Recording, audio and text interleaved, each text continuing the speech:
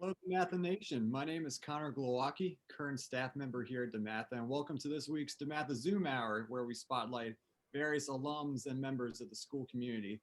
I'm joined today by fellow staff member Ben Fleri, class of 2011, and DeMatha varsity football head coach Bill McGregor, who will be helping us conduct today's interview with longtime NFL official and class of 1986 DeMatha grad Greg Steed. Greg grew up in Northwest DC in Hyattsville, and he played football and ran track here at DeMatha. Graduated from Howard University and has also been an IT professional with 30 years of experience supporting federal agencies, including the Department of Defense, Housing and Urban Development, and Department of State. And in addition, Greg is also a U.S. Marine Corps veteran. Greg began his illustrious football officiating by working high school football games in the DC area and quickly moved up into the collegiate ranks. Greg officiated for 8 years in the Mid-Eastern Athletic Conference, the A10, and the Big East, as well as officiating in numerous bowl games. At the professional level, he officiated in the Arena Football League from 1997 to 2003, the XFL in 2000, and NFL Europe from 2001 to 2003. And just recently, he has completed his 18th season as an official in the NFL. Greg has had 18 postseason assignments, which includes several divisional and wildcard playoff games, 2 conference championships, and 4 Super Bowl assignments, including as the on-field back judge for Super Bowls 44 and 54. And in week 11 of this past NFL season, Greg made history being part of the first All-Black Officiating Crew working an NFL game, the Monday night matchup between the LA Rams and the Tampa Bay Buccaneers. So without further ado, it's my pleasure to introduce our guest today, Greg Steed. And Greg, thanks again for joining us. First of all, how are you doing? And how would you say this past NFL season in the middle of a global pandemic has gone for you and other sideline officials? Thanks again, everybody, for having me. It's a pleasure to be here with the DeMatha Stagnation. Regarding this season, just like everyone else, it was a change, dealing with the pandemic. And one thing I learned, not only from my days at DeMatha, but through the military, I see Lieutenant Colonel Clark is on, and we could tell you this, is being able to adjust and adapting to your environment. And that's one thing we had to do this season, is adapt to a new environment and new rules and procedures. Although it was challenging, one thing that we all know as athletes, you have to adapt and change and be resilient. And those character traits came out throughout this season, because there were a lot of people who didn't think we would make it through the first few weeks. And here we are heading to Super Bowl weekend. So with all the work from the medical personnel, all the support staff, the players and trainers, we made it. And, there's still a lot of work, of course, to be done, but we know if we put in the work, put in the effort, and work together, we can accomplish anything. Thanks, Greg. My question to you, so I'm curious to what inspired you to get into officiating, specifically in football. And, has it been tough to balance with your information technology career? Yes, that's a great question, I should say. How did I get into NFL officiating? Well, officiating as a whole. I mentioned this earlier, when I was playing football as a youth and even through DeMatha, one thing I never thought about was officiating. I used to look at the officials like they would get in the way. They would ruin the game for us. They wouldn't let us play. And I used to joke about it all the time with my fellow teammates.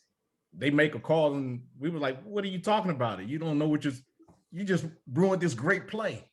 And unfortunately, once I finished playing football at DeMatha, I didn't get an opportunity to play collegiately, and we can talk about that later. But once I came back from Desert Storm, I still had the itch to play, but I believe that train had moved past. And my cousin, who at the time was officiating, he had just started officiating high school football and was officiating he was officiating an adult flag team. He asked me, hey, why don't you come out and just work some games on Saturday, make a few extra bucks for gas. And it allows you an opportunity to stay in a sport that you love to play. And I did it. And fortunately, there were some other college officials out there watching the game. And they took notice of me and suggested that I do this. And I joined the high school board in Washington, D.C. and progressed from there. Now, what was the second part of your question? I'm sorry, Ben. has it, been tough for you to balance, officiating in the NFL, then balancing that with your information technology career? How does that work? I've been very fortunate having good management. When I started officiating on the high school level, I was at the time working as a stay-in-school student and interning at the Department of Defense. And the SES at the time, he was a proponent of being involved in other curricular, other activities. You should have something that you're doing other than a 9 to 5. So when he found out that I was officiating, he really encouraged it and supported me. And from that point on, whenever I would interview for a job, I would let them know this is what I do, because it was something that was important to me. And if I wasn't able to do officiating, I probably wouldn't be happy on my day job. And I guess being honest in those interviews allowed them the opportunity to determine whether I would be a fit for the job. And I must say, 30 something years later, I haven't had a problem with any of my employers. Probably because I use all of my leave when I go to do football. So they didn't have a problem with that. That's a fair answer, Greg. Coach McGregor, you want to go ahead? Yeah. Hey, Greg, how you doing? First off, I want to say thank you so much for being on the call. It's really great to see you. And we at DeMatha are so proud of you and everything you've accomplished. I mean, it's been absolutely an outstanding career, and it's absolutely been amazing what you've been able to do. Coach King put a big picture of you up in the weight room. And as I take recruits through DeMatha and through the weight room, I point out to the guys who play professional athletics, or guys who are up or guys who are up on the wall who are doing other things in professional athletics. And obviously, everybody wants to know about you as a football official, because that's kind of unique. And so my accolades go out to you, and I thank you so much, and just so proud of you. But my question is this.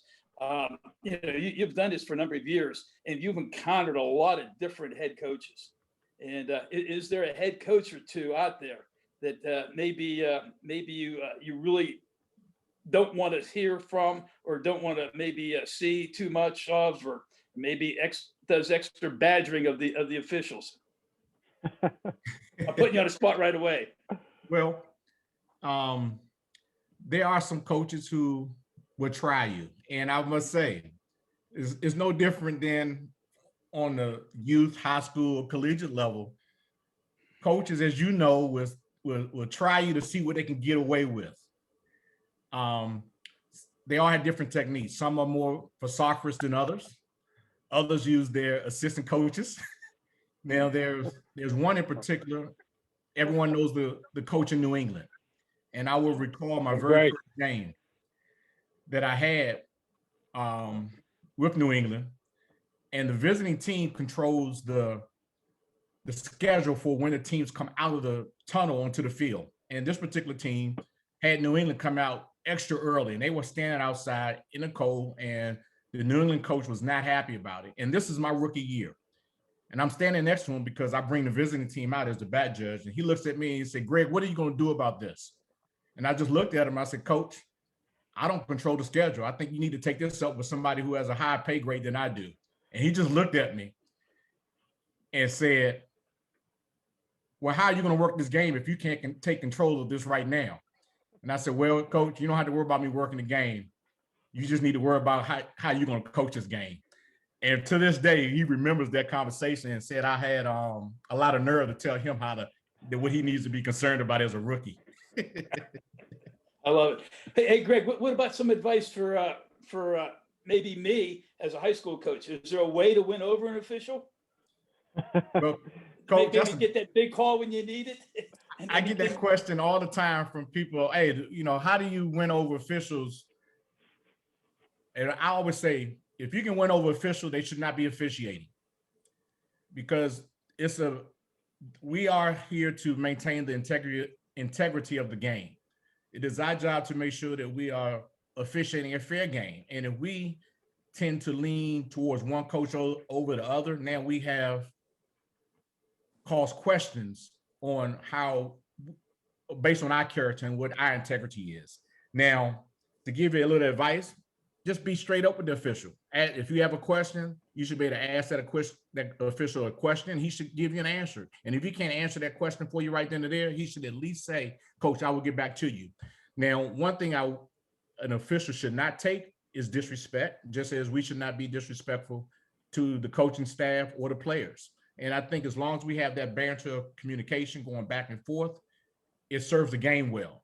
And I believe that's when you have the best officiated and the best coached games, is when you have that open line of communication. And there are times in which I know we're wrong. It's the human element of the game. And I've thrown a flag when I wish I had a rope on it, I could bring it back. And the coach would say, "Greg, you just blew that call." And I've learned the best thing I could do is own up to it. Say, "Yes, coach, I blew that call, but I'm gonna make sure I don't blow another one." And once you do that, you diffuse the situation. And I let him know, "Coach, you made bad calls," and he accepts that as well. So that's the best thing I can advise to coaches. Just be honest.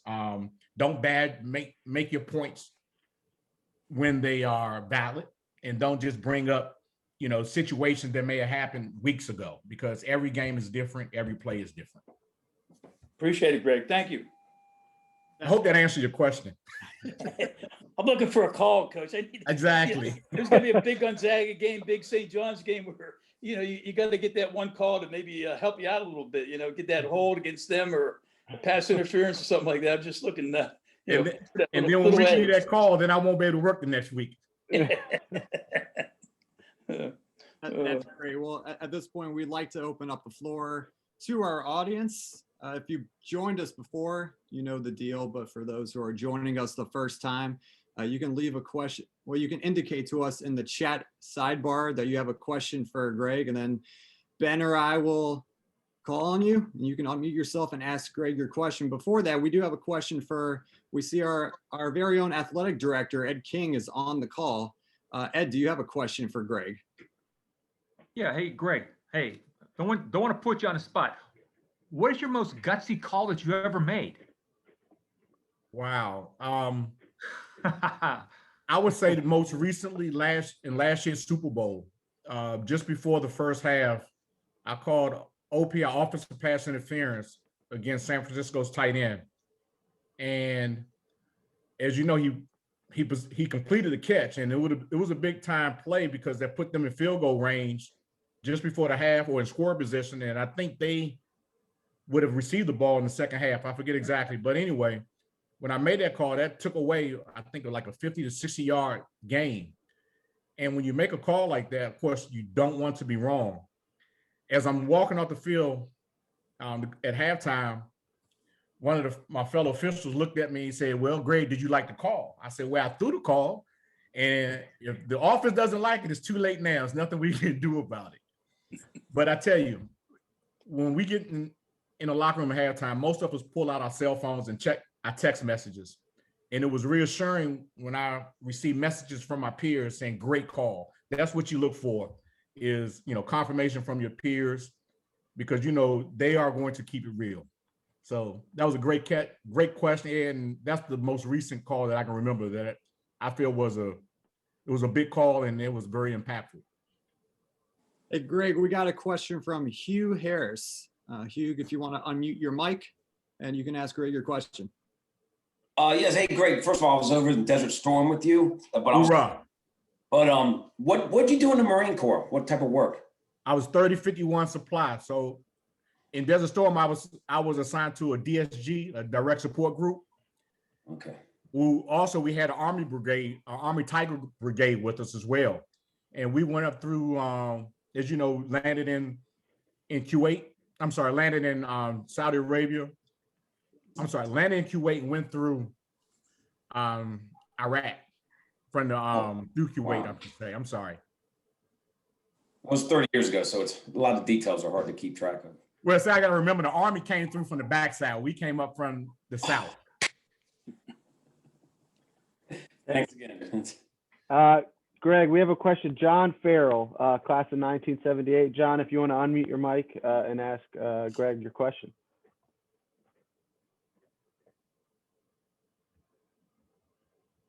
John, you muted, John. Yeah, John, you have to unmute your mic. If not, I can ask it. Yeah, I'll ask it. Okay. So John says he's class of 1978. He said that this is his 41st year of officiating college and high school football. He served 26 years in the Air Force, so he's moved every 3 years or so. The highest level that he's ever officiated was the Lone Star Conference in Texas, Division II. And his question is, what is your most interesting / funny story bantering with coaches? He says that he has many. I know you mentioned the New England one, but maybe if you had any other pop in your mind, Greg. Wow, John, that's a great question. So many, as you say. I believe, and don't take this the wrong way, Coach McGregor, Mr. King, Mr. Messi, and all the other coaches on the call, but I believe coaches can be comedians.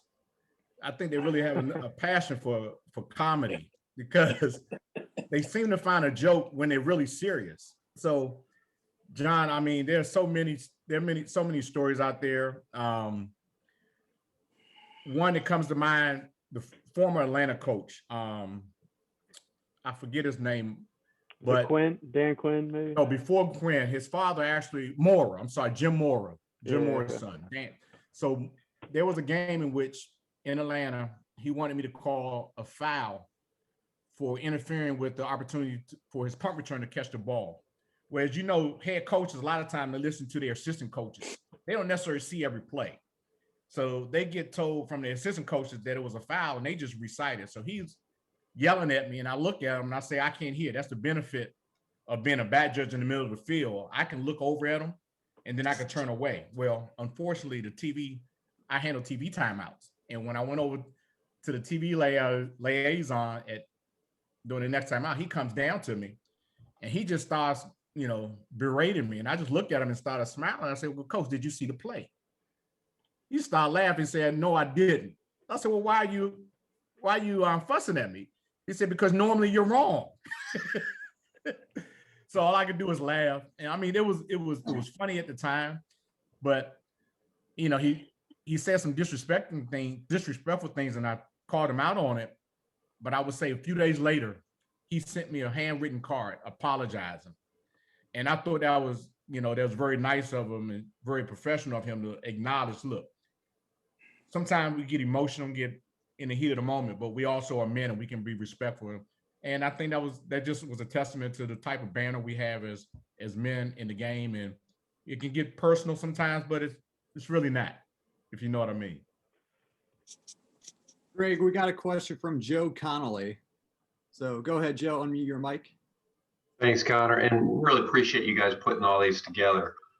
Greg, thanks for joining us. And Coach McGregor, it's been a long time. It's great to see you since that 82 team.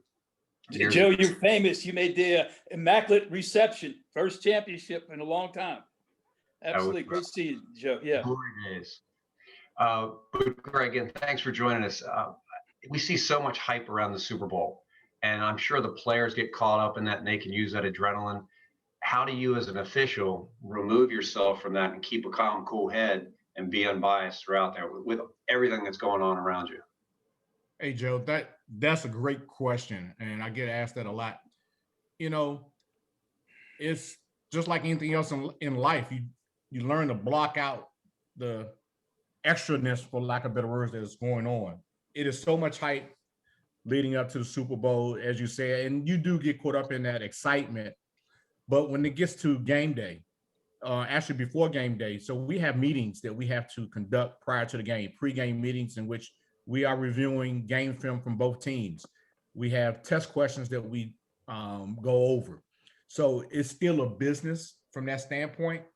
You have your fun throughout the week, but when it's to get closer to that game, you switch gears and you put on that work hat and get to work. And that's what we're able to do is, focus, switch gears. And once that ball is kicked, it's just another game. All the excitement pertaining to the hype, it goes out the window once that ball is kicked and the players come together and you see their first hit. Thanks, Jeff. I think we got one from Philip Berger. Philip, if you want to unmute your mic and ask Greg your question. Sure. Hey, Greg, Phil Berger, class of 96. Hello, Yeah, Phil. thanks for your service in Desert Storm. My dad was there. Hugh, thanks for your service. Donald, thanks for your service. Really appreciate that. But when you're talking with your like ref buddies and your officiating crews, like what are 1 or 2 rule changes you just wish, like, man, we really got to change this rule? I mean, there was a couple kind of crazy rules that were highlighted this postseason that just seemed too putative or just didn't make a lot of sense. So are there like 1 or 2 rule changes you like to make if you could wave a magic wand? Definitely. Close line play, the cut blocks at the line of scrimmage.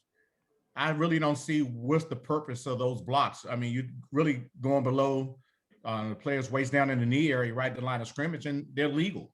So that's a block that I believe if you wanted to talk about safety and looking at the player's longevity, that's a block that you will get out of the game, in my opinion. I would say one of the rule changes that has been difficult to officiate recently is the helmet, the use of the helmet. And what's challenging about that, and I brought this up many times that people don't really take a look at. If you look at back when we played football back in the 80s, 90s, early 2000s, the shoulder pads were much wider. Now the shoulder pads are more condensed. Well, when you have condensed the shoulder pads, the helmet sizes have not gotten smaller. So when the player's going to make a tackle, although they're trying to keep their head up, what's the first thing that's going to make contact a lot of times? Is that helmet. And I think that's a result of the equipment that we now use. That is a very difficult call to make, is that use of helmet, because those players have to make a decision to break up a pass, to tackle their opponent. And it happens so quickly, it's very difficult for us to see that in real time. Fans have the luxury of seeing a replay, slowing it down, and then they wonder, why didn't you get that? I tell you, we didn't get it because it happened just like that. And one thing we don't want to do is make a call that's incorrect, because it can cost a team so much. We are trained to call what we see, and if we don't see it, don't make the call.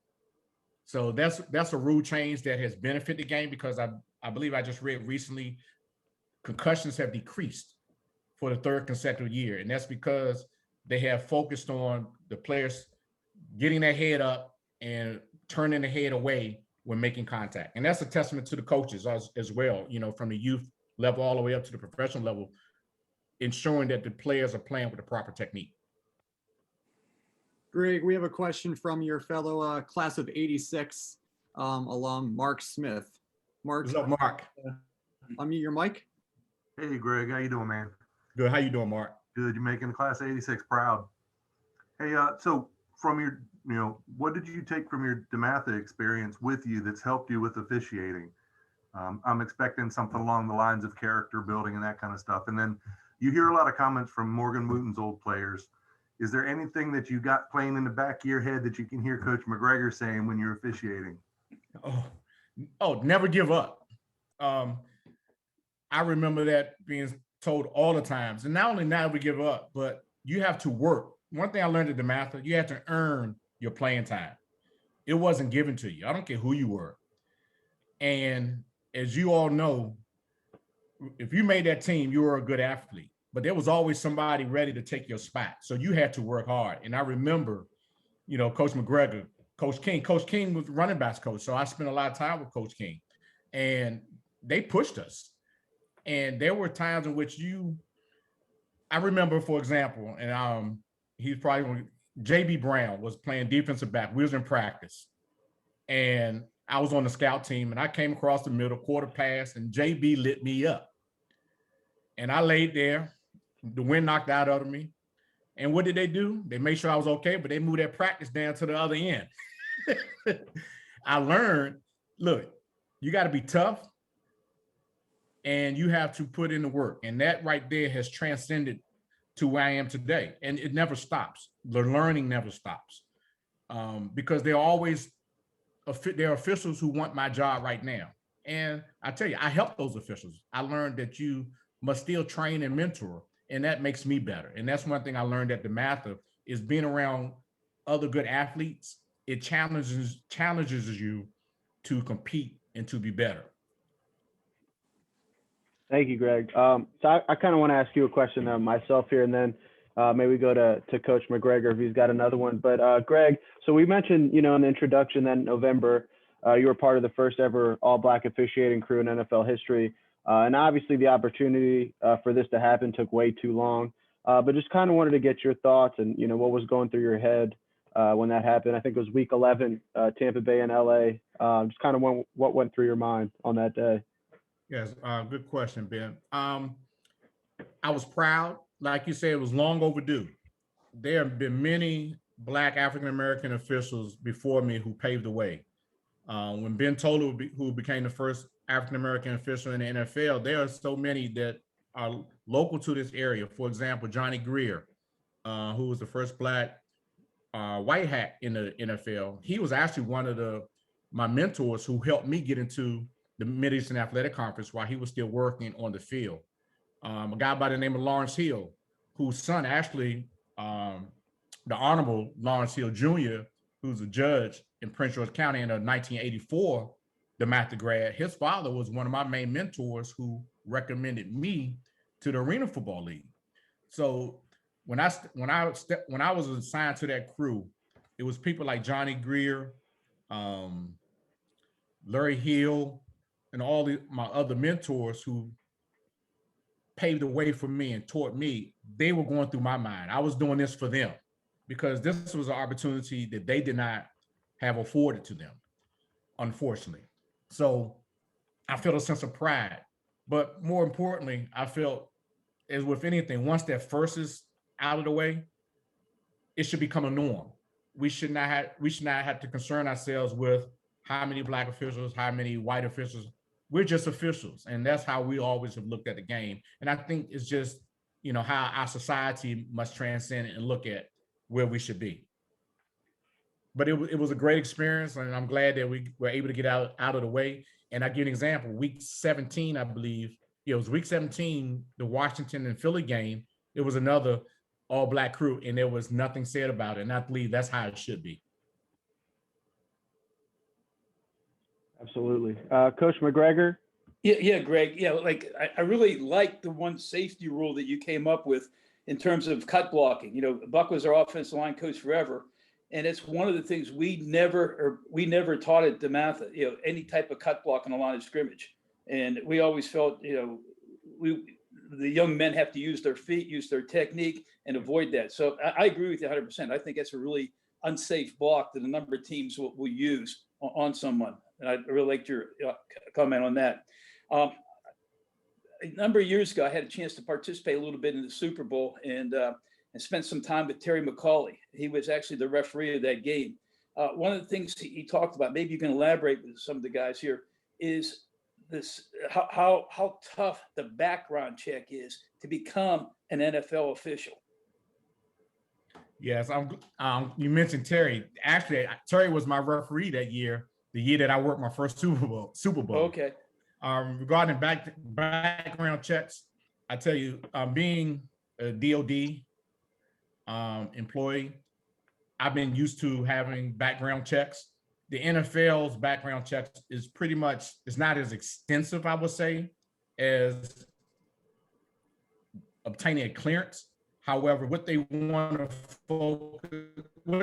focus on is convictions, and they look at your credit. Those are the things that are most important, because if you had credit issues, then you may be susceptible to bribes. We saw what happened with the NBA officials some years ago, and that brought a lot of attention on how officials can be targeted, that is. So when it comes to the background investigation, we get investigated or reinvestigated every 2 years now, in which they have hired, each team has security reps assigned to them, at least 2 security reps. These security reps are former local FBI or police officers who have retired, but now they work for the National Football League, and they do an extensive background check. They go to the courthouses to make sure that, like I said, you don't have any convictions on record, and that you're living upstanding life. And that's what's important, because again, if our integrity as officials or our character is questioned, then we're going to be questioning on officiating that game. Yeah.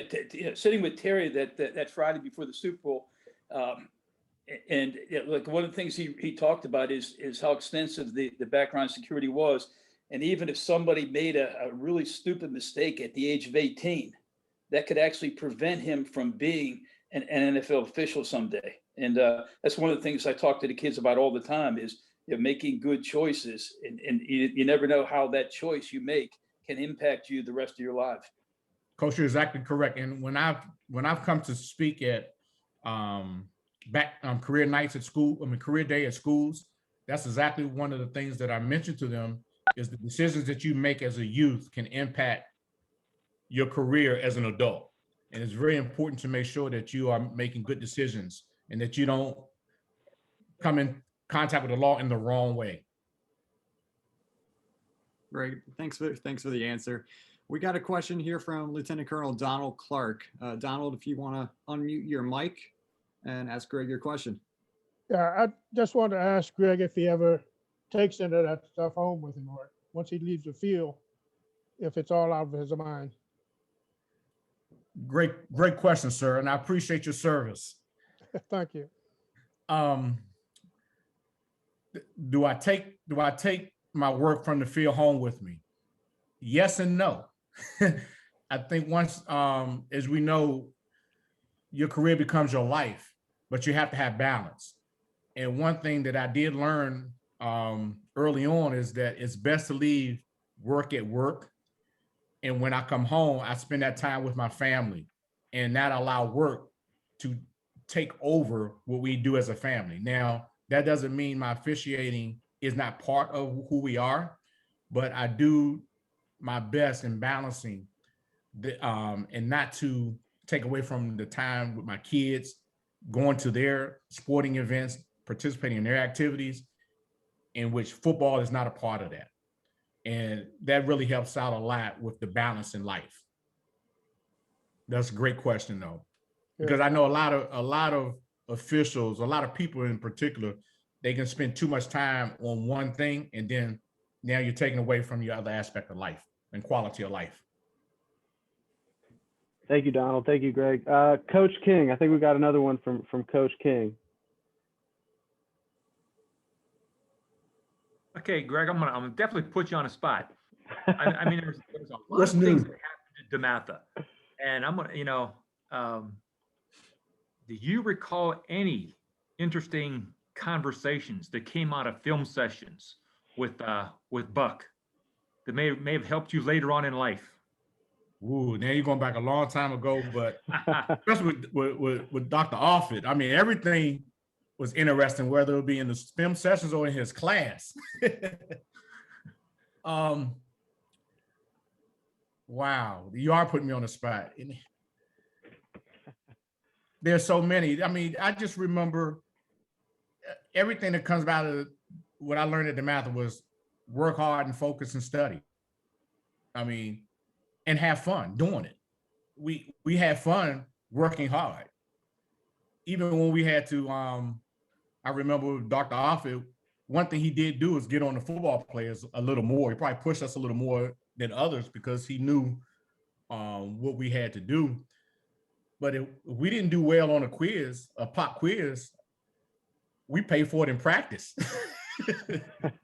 I do remember that. And he didn't say it. He just would give you that growling look with his pipe and nod his head. And I knew that wasn't a good sign. But I can't recall any one particular thing that he would say. It was just, I remember that growl and that pipe. I appreciate it, Greg. Thank you. Now, Greg. Oh, sorry. Go ahead. Go ahead, Connor. Greg, I guess, Greg, sticking with your DeMatha experience, how would you describe that experience overall, your 4 years on the campus? What were some of your favorite teachers, classes? Obviously, you were involved with football and track. Yeah, up and down is, we always like to talk about the good times.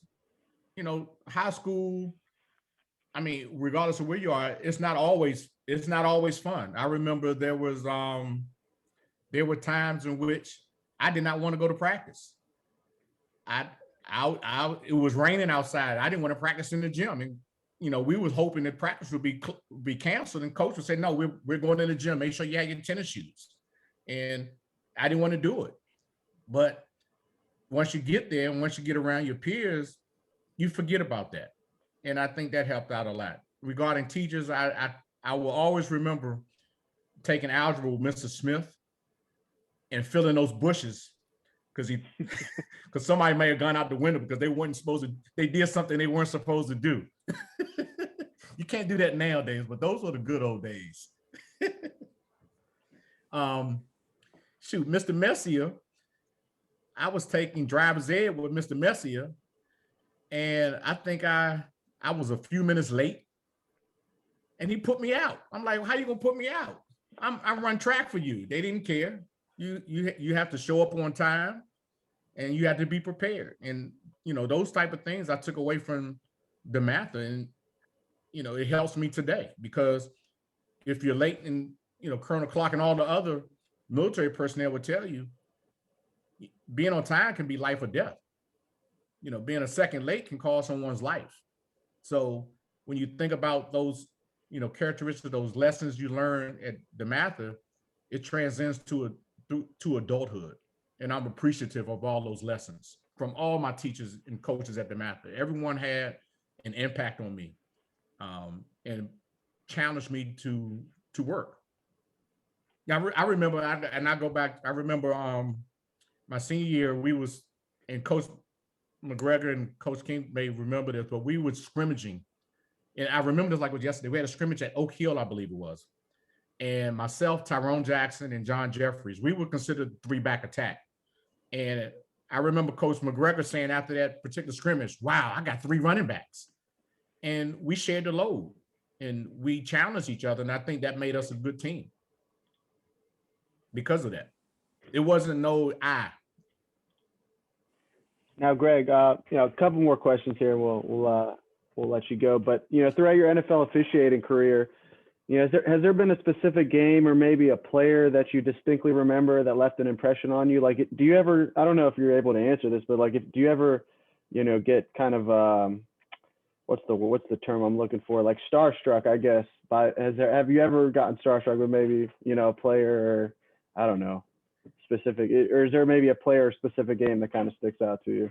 Y'all gonna laugh at this, but we have so many great athletes that have come out of DeMatha, it's hard to get starstruck because we have so many of those already. But one player that left an impression on me is the late Sean Taylor, and I tell you why I say he left an impression on me. I was fortunate to officiate his games when he was playing at University of Miami. Well, there was a particular training camp. I was working Washington training camp, and of course, because of my position, I work a lot with the defensive backs and receivers. But I was talking with one of my officials, and we were looking at formations, and he paid attention to that. And he came over to me and inquired, okay, what are you doing? I explained to him, I'm looking at what the set is and how the receiver's coming off the line of scrimmage. And he said, wow, you're doing the same thing that I'm doing. And at the end of practice, I ran reps with them. After practice, something I like to do is just run the wind sprints with them. And one of the players was complaining about the reps. And he looked at me and said, look, don't count the reps, make the reps count. And that's pretty much how he played every play. And that left an impression on me that, first of all, he took the time to come over to see what I was doing. And the reason he did that, and I tell players this all the time, talk to the officials, find out how they are going to officiate the game, because then you know what you can and cannot do. And that's what he was doing. He was learning what I was looking at so that he would know what he can get away with, so to speak. That left an impression on me. And regarding a game that left an impression, there were 2 games. The very first game of my career, in which 18 years ago I worked, it might have been the first or second year that the NFL brought in Thursday night football, and it was the Jets versus Washington. So I was able to work my first regular season game here in Washington. And, that was very exciting for me because it gave my family an opportunity to see what all the hard work has paid off for. And then my first Super Bowl in Miami. And one thing I remember about that game is not only was my first Super Bowl and all the excitement, but we had a major snowstorm here in the Washington, D.C. area that year. And I got to be in Florida in the sun while everybody was snowed in with about 18 inches of snow.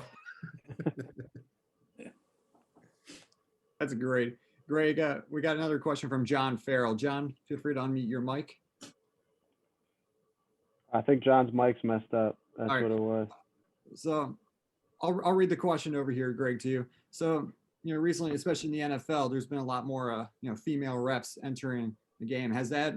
John's wondering, has that been any adjustment in terms of the players? Has that been any adjustment, or is that just a, smooth, regular transition that's happened? I believe, we know football has been a male-dominated sport. So naturally there was an adjustment period. Having a female out on the field, we know that there's language that goes on out there that we have to be cognizant of. But I must say that the females that I know that are in the development program, Sarah, who will be working the Super Bowl this weekend, who will be the first, female to work the Super Bowl. And she's a good official. And one thing that she did not do, and she does not do, is she doesn't want preferential treatment. She wants to blend in. And as with anyone, once you work the game and they see that you're competent, everything else goes out the door. And they look at her as an official. And I see that. And I think that's great. And there will be other female officials that will have their opportunity, I believe, in the future.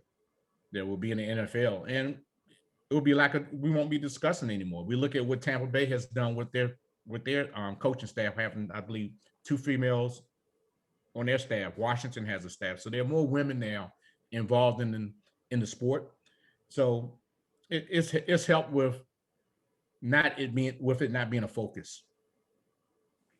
Greg, last question here. It's actually, two-part. So Mark Smith had a comment, asked if referees are allowed to have a favorite team. That was his question. And then I got one more question for you after that. Yes, Mark. Everybody, we grew up, if you're a football fan, as a child, you always had a favorite team. That doesn't change once you become an official. And I get asked that question all the time. And yes, I have a favorite team, and I've worked that team many times, and I've thrown flags against that team many times, because we get graded on every play of every game. And that's what we are measured by. And this is a very competitive industry, and it's based on your performance.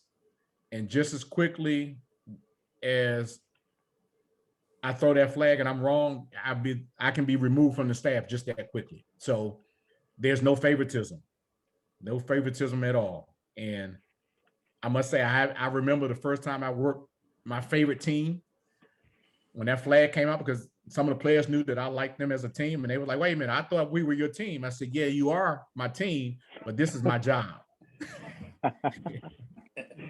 And it was fun and jokes after that. That's great. And I just, in your opinion, what do you think makes DeMatha, so unique, and how does it stand out from all the other high schools in the country, in your opinion, Greg? It's one thing I will say, DeMatha has national name recognition. And I'm proud when I say I played and I graduated from DeMatha High School. And then they say, oh, that basketball school. I say, oh, no. It's not just that basketball school. We have a strong and long football tradition. And once I start naming all of the players football players that have played in the league, and their eyes just get big, wow, you're right. It just makes you proud.